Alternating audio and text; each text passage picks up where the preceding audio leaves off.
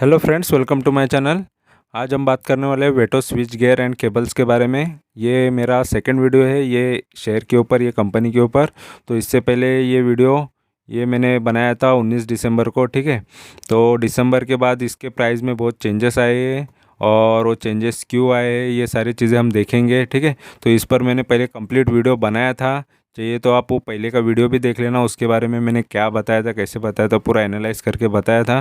तो अभी फ़िलहाल मैं ये इसमें और भी अपॉर्चुनिटी मुझे नज़र आई और आपको वो चीज़ मैं बताना चाहूँगा क्यों अपॉर्चुनिटी है या क्या है, इसमें क्या चेंजेस हो सकते हैं और क्या आगे आपको लगेगा। अगर दिल से लगेगा कि नहीं इसमें अपॉर्चुनिटी नज़र आ रही है तो आप इसको, आपका डिसीज़न है, जैसे आप उसको लेना है नहीं लेना है ये आपका डिसीज़न हो सकता है, ठीक है। तो फिलहाल मैं यही कोशिश करूँगा कि आपको जो भी डिटेल है प्रॉपरली बता सकूँ। तो मैं कंप्लीट इसके बारे में आपको बताऊँगा, ठीक है। तो ये इसके बारे में यहाँ पर ये वेटो स्विच गियर, ये 1967 से कंपनी है और ये स्विचेस, बल्ब्स, एलईडी वगैरह ये बनाती है। यहाँ पर आपको नज़र आएगा, यहाँ पर सब डिटेल में बताया हुआ है। और BBB+ रेटिंग कंपनी है, इकरा ने इनको दिया है, ठीक है। और wires and cable, electric accessories, all type of range of LED lights, ये देखो लाइट्स वगैरह, ठीक है। एलईडी लाइट्स और CFL एंड फैंस तो ये बनाती है कंपनी। और इसका लेटेस्ट टेक्नोलॉजी यूज़ करते हैं प्रोड्यूस, ये सारी चीज़ें बनाने के लिए ये लेटेस्ट टेक्नोलॉजी। और ये कहाँ पर है, इनका मैन्युफैक्चरिंग यूनिट हरिद्वार में है और ये वसई मुंबई के अंदर भी एक इनका दो मैन्युफैक्चरिंग यूनिट है यहाँ इनके, यहाँ पर ये डिटेल बताया हुआ है, ठीक है। और ये best quality eight competitive rates पे इनके प्रोडक्ट्स मिलते हैं। और यहाँ पर ये क्या क्या बनाती है पूरे डिटेल्स है, ठीक है। सीलिंग फ़ैन भी है वहाँ पर, फैंस में कौन से, एलईडी लाइट्स में कौन से, वायर एंड केबल्स में कौन से, इलेक्ट्रिक एसेसरीज कौन से, ये सारी डिटेल यहाँ पर दिए है। तो किसी भी कंपनी में इन्वेस्ट करने से पहले आपको ये चीज़ें पता होनी चाहिए। देखो स्विचेस है ये टाइप के हैं, तो जो भी जहाँ पर भी आप इन्वेस्ट करो तो कम से कम वो कंपनी क्या है वो पहले देख लो, समझ लो, बाद में लेने के बाद पछतावा ना हो, ठीक है। तो इस वजह से कंप्लीट यहाँ पर मैं कोशिश करता हूँ कंप्लीट वीडियो में सभी चीज़ें एक साथ बता सकूँ। कंपनी का काम क्या है, कामकाज क्या है, बिज़नेस क्या है, फिर उसके बाद मैं उसके शेयर के बारे में बताऊँगा। तो अभी आपको यहाँ पर आइडिया आ गया रहेगा कि कंपनी का बिज़नेस क्या है, ठीक है। तो अभी हम इसके शेयर देखते हैं, तो शेयर का एनालाइज करते हैं। तो देखते हैं इसका शेयर, चलो। तो यहाँ मनी कंट्रोल पे हम इसका शेयर के बारे में देखेंगे, इसका शेयर कैसा है। तो ये NSE BSE दोनों पर ट्रेड करता है। अभी इसका 89 रुपीज़ का प्राइस चल रहा है और ऑलरेडी पहले ये 104 रुपये का प्राइस चल रहा था, वहाँ से अभी ये इतना गिर चुका है। तो गिरने की वजह आपको मालूम होनी चाहिए, ऐसा नहीं होना चाहिए कि ये गिरा यार अच्छा शेयर नहीं, ये नहीं होनी है। ऑलरेडी वर्ल्ड वॉर से आप दूर हो कि अगर आपको ये नहीं पता कि यूक्रेन रूस का कुछ प्रॉब्लम चल रहा है, उसकी वजह से बहुत मार्केट गिरते हुए नज़र आ रहा है, ठीक है। बहुत सारे कंपनीज, बहुत सारे शेयर्स नीचे गिरे हैं। तो फिलहाल अभी बाइंग अपॉर्चुनिटी है और ये जल्दी यूक्रेन का और रशिया का सॉल्व हो सकते हैं, प्रॉब्लम उनके सॉल्व हो सकते हैं, वो बातचीत से हो जाएगा, क्योंकि दोनों एक दूसरे पर अटैक कर रहे हैं और उसमें लोगों की जान जा रही है। तो कहीं ना कहीं अपॉर्चुनिटी आ सकती है, अभी लोगों को ये समझना चाहिए। फिर भी किसी को रिस्क लग रहा है तो थोड़ा इन्वेस्ट करो, ठीक है, थोड़ा थोड़ा इन्वेस्ट करो। इसमें नहीं, या किसी भी शेयर में करना रहेगा तो उसमें थोड़ा थोड़ा इन्वेस्ट करने के देखो। अभी फ़िलहाल ये देख लो कि ये शेयर कैसा है, कम से कम ये शेयर के बारे में कंप्लीट वीडियो देख लो, तो उससे आपको आइडिया आ जाएगा कि ये शेयर को बाय करना चाहिए नहीं करना चाहिए। फिर आपका वो जब तक कॉन्फिडेंस नहीं आता तब तक आपको वो शेयर के से दूर ही रहना चाहिए। तो यहाँ पर मैं कोशिश करूँगा जो भी यहाँ पर डिटेल है तो मैं सही से आपको बता सकूँ, ठीक है। तो यहाँ पर ये 78 का लो बनाया था इसने, 52 वीक लो, और हाई इसने 172 का। तो लगभग ये देखो 100 रुपया डाउन साइड ही इसने एक साल में दिखाया है। और वहाँ से इसको जाना है तो इसको लगभग देखो डबल होना पड़ेगा, ये डबल से ज़्यादा होना पड़ेगा ये टारगेट अचीव करने के लिए, ठीक है। तो इसके ऊपर जाने के लिए तो फिलहाल ये 52 वीक लो के आसपास ही है कंपनी। तो मैं तो यही सोचता हूँ कि कोई कंपनी का प्राइस नीचे आता है तो मैं उसको लेने के पीछे रहता हूँ।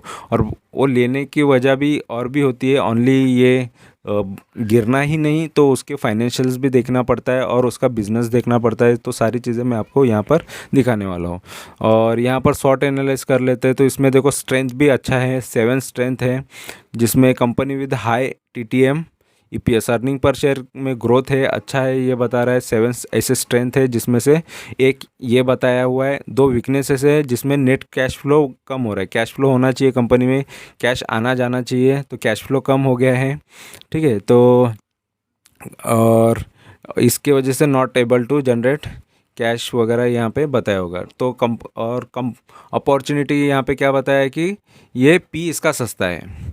तो पी सस्ता होना बहुत ज़रूरी है। देखो 10 रुपये से भी कम है ऐसा बता रही है, तो 10 रुपये से कम होना पी, मतलब कोई भी कंपनी का पी सस्ता हो तो उसमें अपॉर्चुनिटी होती है, ये समझ लेना। ठीक है, थ्रेट 0 बता रहा है, तो डरने की बात नहीं है। थ्रेट यानी डर, और कुछ इसमें डर है क्या, तो नहीं है कुछ भी। ठीक है, मार्केट कैपिटल कम है तो ऐसी कंपनियां में ग्रोथ ज़्यादा होता है, तो ये दिमाग में डाल लेना। जिसका मार्केट कैपिटल कम है और बिजनेस अच्छा है तो आगे जाके 1000 करोड़ की, 2000 करोड़, 5000 करोड़, 10,000 करोड़, 20,000 करोड़ की कंपनी बनती है। तो यही शेयर्स ऐसे होते हैं जो मल्टीबैगर बनने के चांसेस होते हैं। तो इसी को बोला जाता है सस्ते स्टॉक। और ये सारी पी जिसका सस्ता है, मार्केट कैपिटल कम और डिविडेंड देती है। देखो कंपनी 100 करोड़ की कंपनी कहाँ डिविडेंड देने लगी, लेकिन 100-150 करोड़ की कंपनी आपको डिविडेंड देती है तो बहुत बड़ी बात होती है। ठीक है, और वो भी 1%, 1.5%, क्योंकि लाख लाख करोड़ कंपनी कमाने वाली भी 1-1.5%, 2% कोई कोई कंपनियाँ बहुत कम डिविडेंड देती है। ठीक है, और फेस वैल्यू इसका 10 का है। पी भी देखो लगभग खास है, अच्छा है। ठीक है, तो और बाकी सेक्टर पी से बहुत सस्ता है। ये सेक्टर का इसका पी ओवरऑल निकला जाए तो इसमें से ये सस्ता शेयर निकल के आ रहा है, तो बहुत अच्छी बात है। बुक वैल्यू 101 का बता रहा है। तो ये बुक वैल्यू, पीवी रेशो, ये सारी चीज़ें हम इसके जब फाइनेंशियल देखेंगे आगे तो उसमें आपको मैं वो भी डिटेल में अच्छे से समझा दूंगा। ठीक है, तो वो भी उसके लोन और असेट के ऊपर ये डिपेंड होता है, तो वो भी आपको आइडिया आ जाएगा कि इस पर लोन कितना है और क्या कितना है। ठीक है, और भी एक्सपेंसेस क्या है। अभी हम इसका चार्ट जो है उसको पूरा टेक्निकली व्यू में देखेंगे, तो मैं पहले उसके आगे का कवर कर लेता हूँ, फिर आपको टेक्निकली पूरा अच्छे से समझाऊंगा इसका चार्ट। ठीक है, तो यहाँ पर इसने परफॉर्म किस तरीके से किया है देखो। 1 वीक में इसने 14.5% किया है। 1 महीने में इसने 18% लॉस दिया है। ये 14% भी लॉस है, 14.5। 1 महीने का इसका 18% का भी लॉस है। तो ये इसको ग्लोबल इम्पैक्ट के वजह से समझ लो। और 3 महीने में भी इसने लॉस दिया है -21%। और इसने YTD यानी जनवरी से अभी तक 13-13.5% का लॉस दिया है। और 1 साल के अंदर भी 36% या 37% का लॉस दिया है। तो कम्प्लीटली 1 साल के अंदर भी इसने लगभग लॉस ही दिया है। और 3 साल के अंदर इसने 23% का प्रॉफिट दिया है। तो ये सारी चीज़ें हम देखेंगे क्यों 1 साल से इतना ख़राब रिटर्न दे रहा है। तो ये भी मैं आपको फाइनेंशियल जब दिखाऊंगा, देखो हर एक चीज़ के पीछे कुछ ना कुछ वजह होते हैं। तो इसको फाइनेंशियल देखेंगे, सारी चीज़ें देखेंगे, इसका लोन देखेंगे, फिर आपको आइडिया आ जाएगा कि कंपनी में सच में इन्वेस्ट करने के लायक है या नहीं है। वो फिर आपका डिसीज़न होता है। अभी यहाँ पर एक न्यूज़ है जिससे आपको थोड़ा आइडिया आ जाएगा कि इसका सेल जो है वेटो कंसोलिडेटेड दिसंबर 2021 नेट सेल्स एट 71 करोड़ का इसका सेल हुआ है, जो 39 या 39% से बढ़ गया है year on year. Last year का दिसंबर से ये ईयर का दिसंबर का सेल्स बहुत अच्छा हुआ है। लगभग 40% पकड़ के चलो, 40% अप हुआ है। तो अच्छा सेल्स अच्छा बढ़ा है, एवरी ईयर बढ़े तो बहुत अच्छा होता है। तो ये लास्ट दिसंबर से ये दिसंबर का अच्छा हुआ है, तो ये भी एक वजह होती है। ठीक है, तो और यहाँ पर इसके बारे में और कोई न्यूज़ वगैरह कुछ है ही नहीं, डिटेल नहीं है। तो यहाँ पर हम इसके फाइनेंशियल शॉर्ट में देखेंगे, फिर इसका फुल डिटेल में भी देखेंगे। ठीक है, तो यहाँ पर ओवरव्यू इसका देख लेंगे कि ओवरव्यू में क्या बता रहा है। तो रेवेन्यू देख लो 239 करोड़ का है 2017 का, फिर थोड़ा बढ़ गया 253 करोड़, फिर 218 करोड़, फिर 150 करोड़, फिर 181 करोड़। तो एवरी ईयर का यहाँ पर बताया, तो 2021 में ये अभी तक रेवेन्यू जनरेट हुआ है। ठीक है, और फिलहाल और भी हो सकता है क्योंकि ये 2021 का पूरे रिजल्ट्स अभी तक दिसंबर तक आ चुके हैं। उसके बाद का भी ईयर अगर ख़त्म होना है, क्योंकि 2021 मार्च में ख़त्म होता है, तो पूरा ये ईयर का उस तरीके से काउंट हो सकता है। और यहाँ पर नेट प्रॉफिट की बात करेंगे तो देखो 18 करोड़, 28 करोड़, फिर 11 करोड़, 9 करोड़, 14 करोड़। तो प्रॉफिट में अप एंड डाउन आया है। ये वजह भी होती है कि मोस्ट ऑफ शेयर्स थोड़ा डाउन हो जाते हैं, ठीक है, प्रॉफिटेबिलिटी की वजह से। और इसका शेयर होल्डिंग का पैटर्न देखेंगे तो शेयर होल्डिंग देख लो यहाँ पर प्रमोटर के पास अच्छे शेयर से 56% तक तो प्रमोटर खुद के पास रखती है, होल्ड करती है, अच्छी बात होती है, ठीक है। और उसके बाद यहाँ पर पब्लिक के पास लगभग 43% है, तो ये भी एक अच्छी बात होती है। पब्लिक ने भी अच्छी होल्डिंग रखी है। और यहाँ पर एफआईएस का देखेंगे तो एफआईएस ने 1.5% तक, देखो एफआईएस का भी इन्वेस्टमेंट है, यहाँ पर पब्लिक है, एफआईएस है, डीआईएस नहीं है। यहाँ पर जो डोमेस्टिक इन्वेस्टर या म्यूचुअल फंड्स होते हैं वो उनका इन्वेस्टमेंट नहीं है, लेकिन फॉरेन के 2 इन्वेस्टर है, जिसमें से एक अभी रिसेंटली चेंज हुआ है, माइनस बता रहा है, लेकिन इसमें इन्वेस्ट करके रखा है, ठीक है। पब्लिक है और प्रमोटर है इसमें ज़्यादा से ज़्यादा। तो ऑलरेडी कंपनी छोटी है और इसमें फिर भी इन्वेस्टमेंट अच्छा है पब्लिक का भी, ठीक है। तो और यहाँ पर इसके बारे में, इसके पीयर कंपैरिजन कौन कौन है इसके, तो उसके बारे में बताया। Havells India, ABB India, CG power, siemens, तो ये इनके साथ इनका बिजनेस कंपटीशन में है, ठीक है। और यहाँ पर मैं आपको इसका अभी टेक्निकल व्यू बताऊंगा, इसका टेक्निकल चार्ट के हिसाब से, तो जिससे आपको आइडिया आ जाएगा कि इसका टेक्निकल कैसे है, ठीक है। तो फिर उसके बाद हम इसके फंडामेंटल देखेंगे। तो चलो देखते हैं इसका टेक्निकल। तो दोस्तों यहाँ पर मैं पूरा टेक्निकली आपको इसका चार्ट बताने वाला हूँ वेटो स्विच का, ठीक है, वेटो स्विच गियर का। तो यहाँ पर इसका चार्ट पहले देख लेते हैं, उससे आपको आइडिया आ जाएगा कि कंपनी में क्या चल रहा है, कैसा परफॉर्म हो रहा है, ठीक है। तो फंडामेंटल भी होते हैं और टेक्निकल भी, मैं दोनों चीज़ें आपको यहाँ पर क्लियर बताने वाला हूँ, ठीक है। तो डायरेक्ट हम यहाँ पर 1 साल का ही चार्ट लेते हैं। तो 1 साल के चार्ट में यहाँ पर परफॉर्म किस तरीके से हो रहा है देखो, ठीक है। तो यहाँ पर ये स्टार्ट हो रहा है कंपनी का प्राइस 130 के लो से, और यहाँ पर एक हाई मारता है ये, यहाँ पर हाई कितने का, ये 160 का। तो यहाँ पर ये इसने हाई मारा हुआ है, यहाँ से ये यहाँ गया, फिर यहाँ पर भी आ गया, ठीक है। तो यहाँ पर एक कौन सा हाई मारा इसने, 172 का। तो उसके बाद भी लेकिन या गिरना फिर उठना, ये होता ही है किसी भी शेयर में। तो ऐसा नहीं कि डायरेक्ट ही इतना अप गया। तो इतना टाइम से अगर किसी ने होल्ड किया रहता तो उसको ये टाइप का ग्रोथ दिखता ही, ठीक है। तो और डाउन साइड भी देखो आया था, उसके बाद भी ज़बरदस्त डाउन साइड था। ये लो कौन सा है, तो ये लो है 116 का। तो 116 का भी लो देखा है कंपनी ने, 112 भी दिख रहा है, तो 112 भी है। तो वहाँ से और एक लो में और एक बात करेंगे तो यहाँ पर एक लो है। तो ये लो कौन सा है, तो ये है 85 का लो। तो 85 का लो कब मारा था इसने, तो अगस्त 21 में 1 साल में ये भी लो मारा था। लेकिन हाई से देखो, ये हाई से गिरा है, ये हाई से ये गिरने के बाद इस तरीके से गिरा है। तो इसका हाई क्या था, ये 172 का हाई था। हाई से ज़बरदस्त इस तरीके से गिरता है शेयर, ठीक है। 172 से डायरेक्ट इसका प्राइस कितना बन जाता है, तो 85, ठीक है। यहाँ पर प्राइस नज़र आ रहा है 85, तो 85 का यहाँ पर लो बनता है और 172 का हाई है।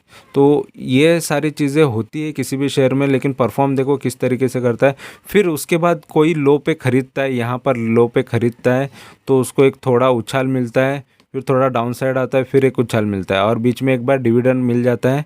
तो 1 रुपये पर शेयर के हिसाब से डिविडेंड मिल जाता है 21 सितंबर को। तो जो होल्ड करके आते हैं, तो कंपनी ने देखो किस तरीके से ये डाउन साइड दिखाया है, बट बीच में अप साइड। तो ये ट्रेडिंग करने वाले लोगों को फ़ायदा हो जाता है। और यहाँ पर कहीं ना कहीं ट्रेडिंग अगर ऊपर तो करना ही नहीं है, यहाँ पर कोई बाई कर लेता है तो उसको एक उछाल मिल जाता है निकलने के लिए। लेकिन यहाँ पर बाई नहीं करना चाहिए, देखो फिर यहाँ पर गिर ही जाता है शेयर। फिर यहाँ पर एक बाई करने वाले को थोड़ा सा अपसाइड मिलता है, ठीक है, फिर वहाँ से एक डाउन आ जाता है। तो ये है, ये मार्केट है, इसी तरीके से मूव करता है। फिर उसके बाद थोड़ा यहाँ पर बाई करने वाले का अप देता है, फिर एक और एक अपसाइड देता है बाद में थोड़े टाइम होल्ड करने के बाद। तो यही शेयर में होता है, तो थोड़े दिन रुकना भी पड़ता है। फिर उसके बाद देखो गिर गया, ठीक है, उसके बाद गिरा, फिर एक ही रेंज में चलते चलते फिर नीचे गिरा, फिर ऊपर आया, ठीक है, फिर उसके बाद तो गिरते ही आया है। तो और अभी इसने जो लो बनाया ये इसका 22 तारीख का 78 का लो है, 24 तारीख का, ठीक है, 24 तारीख को 78.30 का इसने लो बना दिया है। तो इस तरीके से परफॉर्म करता है। तो ये लो भी टूट चुका है, क्योंकि ये लो से भी यहाँ पर नीचे ही आया है, ठीक है, ये लो से ये यहाँ पर आपको नज़र नीचे ही दिखेगा। तो इस तरीके का इसने चार्ट बनाया है। तो यहाँ से ये गिरते ही आया, तो ये टूट गया, ये लेवल टूटा, ये भी लेवल टूटा और ये भी लेवल टूटा। तो 3 ऐसे लेवल टूट चुके हैं, ठीक है, 1 साल के अंदर। तो सारे जो भी स्टॉप लॉस कोई लगाते होंगे कि इसका स्टॉप लॉस लगा दिया तो वो टूट गया। तो यहाँ पर ये टेक्निकली ये डाउन साइड का ही नज़र आ रहा है टेक्निकली 1 साल के अंदर, तो ठीक है। तो लेकिन इसके बाद ये टूट जाए, तो ये भी टूट जाए, तो फिर उसके बाद कौन सा मिल सकता है। तो ये 5 साल के अंदर अपने को पता चलेगा कि 5 साल वाले का जो चार्ट हम देखेंगे उसमें वो चीज़ हमको पता चल जाएगी, ठीक है। तो 5 साल वाला हम देख लेते हैं, पहले ये हटा देते हैं पूरा, ठीक है। तो 5 साल वाला चार्ट क्या बोलता है वो देखेंगे। तो यहाँ पर आपको यहाँ पर मैं 5 साल का दिखा देता हूँ। तो 5 साल में देखो ये प्राइस कितना था, 137। तो 137 से ये हाई मारता है कितना, 261। 137 से 237 का ये हाई मार देता है, ठीक है। तो ये हाई बन जाता है, तो बीच में ये एक हाई देता है, ठीक है। तो कभी भी देखो शेयर ऐसा ही मूव करता है, डायरेक्ट तो जाता नहीं है, अप डाउन करते हैं। तो यहाँ पर एक लो देगा, लेकिन होल्ड करने वाले को ये बेनिफिट होता है, यहाँ से भी थोड़ा गिरेगा फिर ऐसा हाई दे देता है। तो वहाँ से फिर देखो एक कोई ना कोई हाई से ये नीचे आया है। तो ये 5 साल का चार्ट है। तो ये डाउन साइड आया, फिर यहाँ पर एक अप साइड दिखाया इसने, तो वो अप साइड से फिर यहाँ पर डाउन साइड आ चुका है। तो ये 5 साल का चार्ट है और इसी तरीके से ये मूवमेंट देता है, ठीक है। तो फिर वो एक हाई से ये आपको नज़र आएगा डाउन साइड आते हुए। तो ये डाउन साइड आ चुका है, ठीक है। तो इस तरीके से ये डाउन आता है, तो ये हाई से ये डाउन आ जाता है। तो ये 201 का लो है, लो, और इसका हाई था 245। तो 245 करता है ये लो से। तो इधर जाने के बाद देखो कितना बड़ा डाउन साइड दिया है ये शेयर ने, तो इतना बड़ा फॉल। और ये इधर इसका प्राइस क्या बन के आ रहा है, ये लो, इसका लो बन रहा है 50 का। तो 250 का शेयर यहाँ पे समझ लो 50 रुपये हो जाता है, कितना चला जाता है। ये फेब्रुआरी के अंदर ही हुआ है, ये फेब का प्राइस है, और फेब 2019 में इतना डाउन साइड आया है। तो ये शेयर ने कहाँ से कहाँ तक इसको गिराया है। तो यहाँ पर भी जिसने बाई किया थोड़ा बहुत उसको प्रॉफिट दिखाया, फिर वहाँ से भी एक लो बनाया यहाँ पर, और ये इसका लो कौन सा है, ये इसका 27 का लो है, तो उससे भी आधा हो गया। तो ये शेयर ने देखो कितना बुरा हाल किया है, और ये मार्च में हो गया था।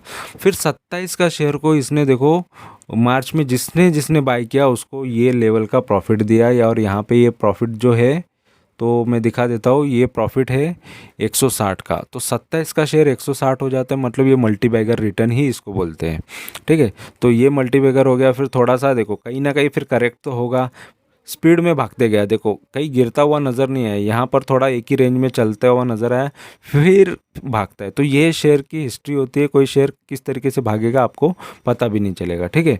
फिर ये एक लेवल यहाँ पर भी आपको नज़र आएगा कि जाते हुए, ठीक है। फिर वहाँ से ये डाउन साइड, फिर यहाँ पर एक डाउन साइड जो अभी चल रहा है। तो ओवरऑल ये डाउन साइड तोड़ने के बाद, ठीक है, अगर ये डाउन साइड इसने तोड़ा है तो उसके बाद क्या देखने मिलेगा ये भी हम इसमें देखेंगे। तो देखो ये डाउन साइड है, ठीक है, ये डाउन साइड तो तोड़ दिया है। तो ये डाउन साइड के बाद अभी इसको आना है, तो ये लेवल आना पड़ेगा। तो ये लेवल तो बहुत दूर का है लेवल, ठीक है। तो ये बहुत बड़ा लेवल है, और ये लेवल मतलब यहाँ पर जो प्राइस है ये रेंज का, तो लगभग ये 41 का लो है। तो शेयर को इतना 20-30 रुपया गिरना मतलब बहुत बड़ी बात होती है। तो यहाँ पर बहुत दूर है इसका डाउन साइड, ठीक है। तो इतना डाउन आना, या ये छोड़ो, ये तो एक ही लेवल है, ये भी एक ही लेवल है, तो ये सारे चीज़ें तोड़ दिए। बट यहाँ पर आना बोलेगा ना तो बहुत लंबा है ये, ठीक है। तो फिलहाल तो ये यहाँ पर आना बहुत मुश्किल है, तो यहाँ से ये रिवर्स करने के चांसेस है, ठीक है। यहाँ से ये रिवर्स करके अच्छे रिटर्न देने के चांसेस मुझे भी यहाँ पर टेक्निकली नज़र आ रहे हैं, ठीक है। तो टेक्निकली जो भी यहाँ पर मुझे नज़र आ रहा है वो चीज़ मैं बता रहा हूँ। और इसका अभी हम मैक्स का देखेंगे तो मैक्स में देखो ये शेयर ने कितने रुपए का था पहले, ये तभी भी 50 का लो नज़र आ रहा है 2012 में। 2012 से कंपनी है, तो 2012 से देखो एक डाउन साइड ही नज़र आ रहा था वो टाइम पे। फिर ये शेयर ने फिर इस तरीके का उछाल देते गया और फिर ये टॉप मार दिया। तो ये टॉप क्या था इसका, तो 265 का टॉप इसने मारा है 17 को, 2017 को। और कंपनी स्टार्ट हो रही है 2012 को। 5 साल के अंदर इसने ज़बरदस्त रिटर्न दिया, 5 गुना तो शेयर को बना दिया। फिर उसके बाद शेयर को फिर इस तरीके का लॉस करा दिया। तो लॉस करा दिया मतलब वहीं पे कहीं ना कहीं प्रॉफिट बुकिंग हो जाती है। फिर वहाँ से ये इतना डाउन आने के बाद और एक थोड़ा डाउन मारता है, फिर अप साइड आता है, तो ये शेयर में चलते रहता है। तो फिलहाल तो यहाँ पर जो प्राइस चल रहा है, यहाँ पर मुझे तो बाइंग की अपॉर्चुनिटी नज़र आ रही है, क्योंकि ये लो आना या ये लो आना बहुत दूर है इसका। फिर इसके बाद तो शेयर समझ लो ख़त्म ही हो गया, ठीक है। इसका सब कुछ निकल गया। लेकिन अभी इसका तो टेक्निकली हमने देख लिया कि यहाँ पर एक सपोर्ट नज़र आ रहा है और दूर का सपोर्ट है, या हम लोग कोई भी यहाँ पर छोटे छोटे सपोर्ट भी लेके जाएंगे तो फिर भी यहाँ पर शेयर को बड़ा सपोर्ट जो है वो बहुत आगे है, ठीक है। और इस वजह से अभी हम इसका मतलब यहाँ पर तो टेक्निकली व्यू में इसका तो मुझे पॉजिटिव नज़र आ रहा है। अभी इसका हम फाइनेंशियल देखेंगे, फाइनेंशियल इसके कैसे हैं, तो देखते हैं इसके फाइनेंशियल। तो दोस्तों यहाँ पर हम अभी इसका फाइनेंशियल देखने वाले हैं, तो जिसमें मैं स्क्रीनर को प्रेफर करता हूँ, जहाँ पर डिटेल थोड़ी एक्यूरेट होती है, अच्छी होती है। तो स्क्रीनर पे इसका पहले हम पेयर्स प्रॉज एंड कॉन्स देखेंगे। तो प्रॉज एंड कॉन्स में ये क्या बता रहा है ये पहले देख लेते हैं। तो पॉजिटिव और नेगेटिव चीज़ें दोनों होती है यहाँ पर। जो प्रॉज में बता रहा है कि stock is trading 0.85 times it's book value. तो ये पॉजिटिव बता रहा है कि बुक वैल्यू से इतना टाइम्स ये ट्रेड कर रहा है, तो वेरी गुड। तो और company is expected to give good quarter, तो क्वार्टर भी अच्छा दे रही है, रिजल्ट्स अच्छे दे रहे हैं, तो ये भी अच्छा है। और यहाँ पे कॉन्स में क्या बता रहा है, negative, the company has deliver poor sales growth. तो सेल्स ग्रोथ ख़राब है कंपनी का, ये एक बता रहा है। ओवर पास्ट 5 ईयर्स, तो 5 साल से कंपनी का ग्रोथ ख़राब नज़र आ रहा है। और company has low return on equity, तो रिटर्न ऑन इक्विटी भी बहुत कम है, 3 साल से 7% का रिटर्न ऑन इक्विटी मिल रहा है, तो ये भी कम है। तो सेल्स ग्रोथ भी आधा टक्का से बढ़ रहा है एवरी ईयर, और रिटर्न ऑन इक्विटी भी बहुत ख़राब चल रहा है। तो और कंपनी हैज़ हाई डेटर्स से, तो इसके डेटर्स ज़्यादा है 182, मतलब 6 महीने से भी ज़्यादा इसके पेमेंट जो आते नहीं है इनको, जो भी सेल होता है। तो ये एक नेगेटिव चीज़ होती है, उस वजह से कंपनी फिर रन प्रॉपरली नहीं चल पाती है, ठीक है। और यहाँ पर क्वार्टरली रिजल्ट्स की बात करेंगे तो देखो एवरी 3 महीने के अंदर कंपनी का सेल्स क्या हो रहा था। तो मार्च के क्वार्टर में इसने 46 या 47 करोड़ का इसने सेल किया था। फिर थोड़ा डाउन साइड दिखा, ठीक है, फिर डाउन फिर थोड़ा अप हुआ। यहाँ पर 2020 में फिर से 42 हुआ, फिर 51 हुआ, फिर 64, फिर 42, 75 यहाँ पर सबसे ज़्यादा सेल हुआ सितंबर क्वार्टर में, फिर 71 का अभी हुआ, ठीक है। तो दिसंबर क्वार्टर से ये ज़्यादा हुआ था, ये देख लो 51 करोड़ का हुआ था, अभी 71 करोड़ का। तो ये वो न्यूज़ हमने मनी कंट्रोल पे देख लिया।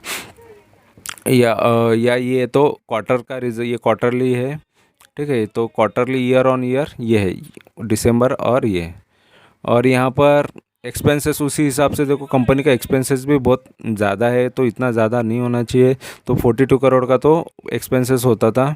तो और यहाँ पर थोड़ा एक्सपेंसेस देख लो 59 करोड़ का, मतलब फिर 12 करोड़ का प्रॉफिट बच रहा था। और तभी 9 करोड़ का 9% का ये प्रॉफिट मार्जिन बच रहा था, या 10% पकड़ लो, यहाँ पे 17%। तो जितना प्रॉफिट ज़्यादा बचे उतना अच्छा होता है।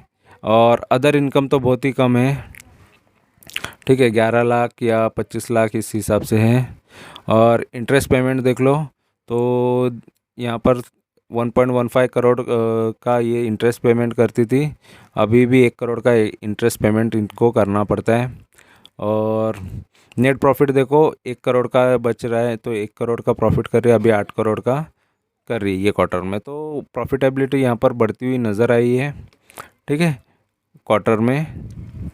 और यहाँ पर अभी मैं आपको इसका प्रॉफिट एंड लॉस पूरे 10-12 साल का यहाँ पर जो भी डेटा बता रहा हूँ बताने वाला हूँ। तो यहाँ पर देख लो, सेल जो 2010 में करती थी 47 करोड़ का, और अभी कर रही है 254 करोड़ का। तो सेल्स बहुत ज़बरदस्त है।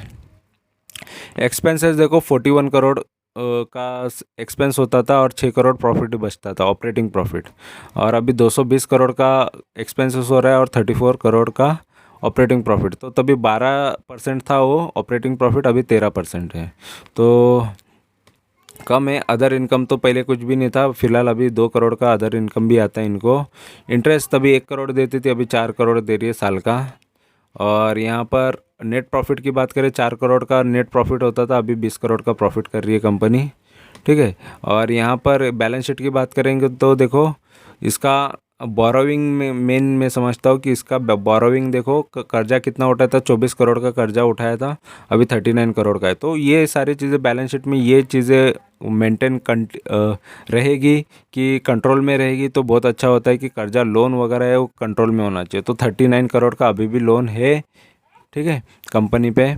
तो वो लोन थोड़ा कम करेगी तो और अच्छा होता है, क्योंकि उससे वो एक्सपेंसेस होता है इस वजह से, ठीक है। तो फाइनेंशियली फ़िलहाल तो अच्छे ही नज़र आ रहे, कोई इतनी ख़राबी नहीं है। तो सेल्स भी अच्छा ही है, ज़्यादा सेल्स में भी ज़्यादा कोई ख़राबी नहीं है। तो कंटिन्यूसली थोड़ा बढ़ता अप डाउन तो कंपनी में दिखा हुआ है, लेकिन फ़िलहाल तो कंपनी का अभी ग्रो ही नज़र आ रहा है। सेल्स देखो 150, फिर 181, फिर 254 का। तो इस हिसाब से अभी फ़िलहाल कंपनी में ग्रोथ आने के और चांसेस नज़र आ रहे हैं। तो अच्छा है, 3 साल का कंटिन्यूस सेल, और प्रॉफिटेबिलिटी भी ज़्यादा आने के चांसेस है, और टेक्निकली भी अभी स्ट्रांग ही नज़र आ रहा है कि इसको बाय करके चल सकते हैं, ठीक है। तो फिलहाल यहाँ पर फाइनेंशियल और टेक्निकल हमने देख लिया, अभी इसका हम ओवरव्यू देख लेंगे, तो फाइनल इस पर हम डिसीज़न ले लेंगे, ठीक है। देखते हैं इसका ओवरव्यू। तो यहाँ पर हम टिकर टेप पे इसका ओवरव्यू देखने वाले हैं। तो कंपनी के बारे में ही टिकर टेप क्या बता रहा है, ठीक है। तो टिकर टेप इस पर 4 पॉइंट पॉजिटिव बता रहे हैं इन्वेस्टमेंट चेकलिस्ट में अंदर। और सिर्फ डिविडेंड रिटर्न थोड़ा अट्रैक्टिव नहीं बता रहे, लेकिन डिविडेंड तो देती है कंपनी, तो टेंशन नहीं है, छोटी कंपनी है, डिविडेंड देती है, बहुत बड़ी बात होती है। इंट्रिंसिक वैल्यू अच्छा है इसका, आरओई अच्छा है, और एंट्री पॉइंट अच्छा है, नो रेड फ्लैग है, कंपनी का डूबने का चांसेस भी नहीं है। तो ये सारी चीज़ें पॉजिटिव यहाँ पर भी नज़र आ रही है। तो ये भी मेन होता है कि चेकलिस्ट में ये सारी चीज़ें पॉजिटिव ज़्यादा से ज़्यादा हो तो अच्छा होता है। स्मॉल कैप कंपनी है, रिस्क इसका हाई रिस्क की बता रहा है, क्योंकि निफ्टी से ज़्यादा वोलेटाइल है, अप डाउन इसने बहुत दिखाया है, इस वजह से वोलेटाइल ज़्यादा है बता रहे हैं, ठीक है।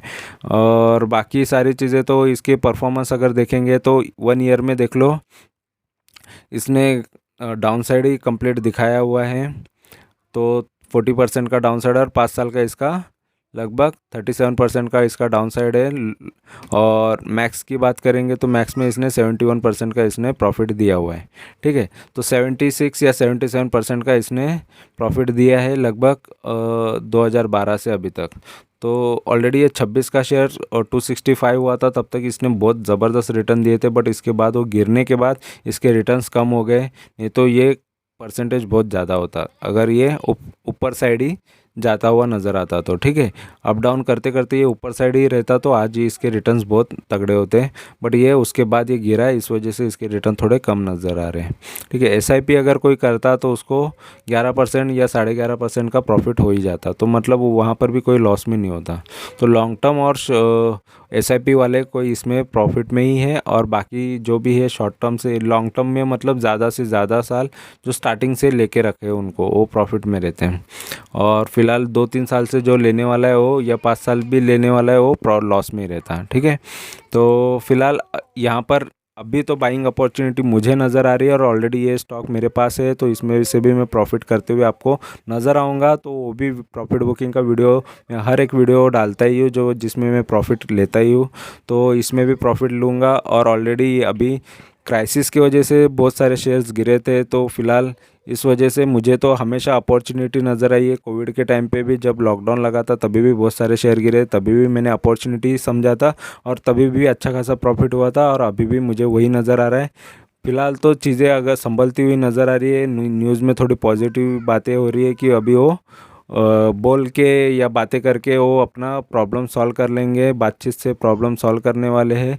युद्ध में दोनों के भी लोग मर रहे हैं, दोनों जगह के, दोनों कंट्री के, तो इस वजह से और भी प्रॉब्लम्स बढ़ सकती है। लेकिन फ़िलहाल वो प्रॉब्लम को सॉल्व करने की कोशिश कर रहे हैं, और वो सॉल्व हो जाती है तो फिर से मार्केट हंसते खेलते ऊपर चला जाएगा। ठीक है, तो फिलहाल जो भी शेयर्स सस्ते भाव पे मिल रहे ले लो। अगर किसी के पास ये शेयर है तो उसको और भी ऐड कर लो, कंटिन्यू करो। अगर और कम भाव पे है तो फिर रहने दो, और लेकिन थोड़ा लॉस नज़र आ रहा है या पोर्टफोलियो में थोड़ा सा डाउन साइड नज़र आ रहा है तो फिलहाल उसमें और भी शेयर्स ऐड करके चल सकते हो।